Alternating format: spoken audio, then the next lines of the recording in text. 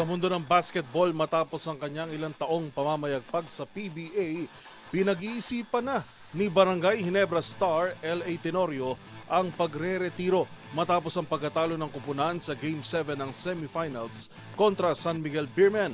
Ang pahayag ng atleta sa report ni Matchpoint, Mili Borja. Pinag-iisipan ni Barangay Ginebra Star LA Tenorio ang pagre-retiro matapos ang pagkatalo ng koponan sa Game 7 kontra San Miguel Beermen sa PBA Philippine Cup semifinals.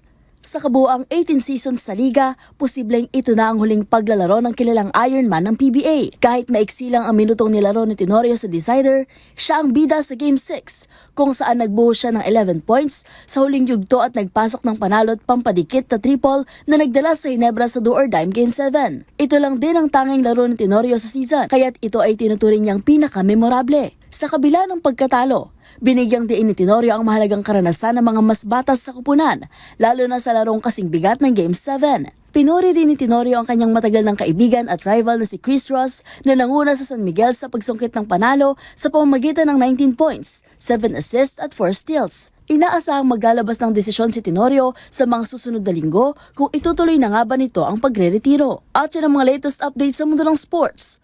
Para sa MBC TV Network News, ito si Mili Borja ng DZRH TV, una sa Pilipinas, una sa Pilipino.